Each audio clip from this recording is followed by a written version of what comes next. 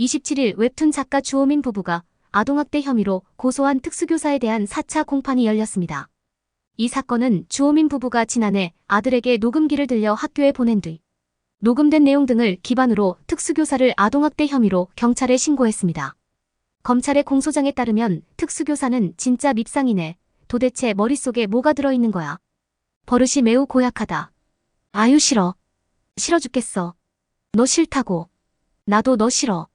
정말 싫어라고 말했다고 합니다. 검찰은 특수교사의 발언을 발달 장애인인 주군의 정신건강 및 발달에 해를 끼치는 정서적 학대 행위라고 판단, 지난해 12월 27일 재판에 넘겼습니다. 특수교사의 변호인은 검찰이 문제 삼은 밉상 등의 발언은 혼잣말이며 특수교사가 해당 발언들을 한 맥락을 이해하기 위해서는 부분 녹취 파일 재생이 아닌 전체가 재생돼야 한다고 주장해왔습니다. 웹툰 작가 주호민 씨의 아들을 정서적으로 학대한 혐의로 기소된 특수교사의 녹취 파일이 27일 법정에서 공개됐습니다. 이날 오후 곽용원 판사 심리로 진행된 특수교사의 아동학대 혐의 4차 공판에서는 피고인이 지난해 9월 수업 시간에 주 씨 아들에게 한 발언이 담긴 녹음 파일에 대한 증거 조사를 진행했습니다. 주 씨 측은 지난해 아들에게 녹음기를 들려 학교에 보낸 뒤 녹음된 내용 등을 기반으로 특수교사를 아동학대 혐의로 경찰에 신고했습니다. 이날 녹취록은 전체 4시간 분량 중 주군이 특수교사에게 수업받을 때부터 귀가하기 전까지 2시간 30분가량이 공개됐습니다. 녹취록을 재생한 지 약 37분이 지나자 특수교사는 주군에게 아, 진짜 밉상이네. 도대체 머릿속에 뭐가 들어있는 거야 라고 말했고 뒤이어 친구들한테 가고 싶어? 라는 자신의 질문에 주군이 네라고 답하자 못 가. 못 간다고. 책 읽으라고 라고 했습니다. 특수교사는 녹취록 재생 약 2시간이 지난 시점에 주군이 교재에 적힌 버릇이 매우 고약하다를 읽자 너야 너. 버릇이 고약하다. 널 얘기하는 거야 라며 나도 너 싫어. 정말 싫어라고 했습니다.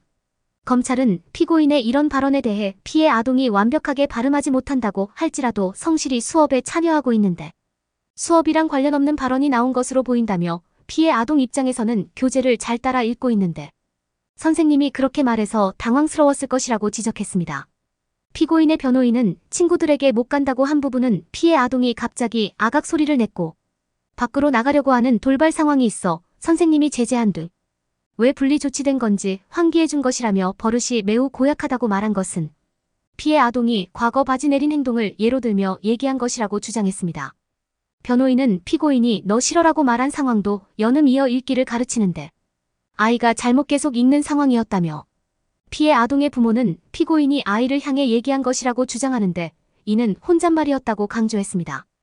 곽 판사는 피고인의 일부 발언을 두고 법리적인 것을 떠나서 듣는 부모 입장에서 속상할 만한 표현이 있긴 한 것 같다며 피고인이 악한 감정을 갖고 그런 표현을 했을 거라곤 생각하지 않는다. 훈육하는 과정에서 부적절한 행동이라고 생각되니까 그렇게 발언한 취지로 알겠다고 했습니다.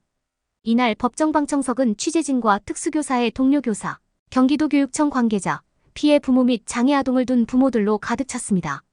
이 사건은 올해 7월 언론 보도로 알려지면서 주 씨 측이 특수교사를 무리하게 고소한 것 아니냐는 논란으로 불거졌습니다. 부모가 아들에게 녹음기를 들려 학교에 보냈다는 것에 대한 비판도 제기됐습니다.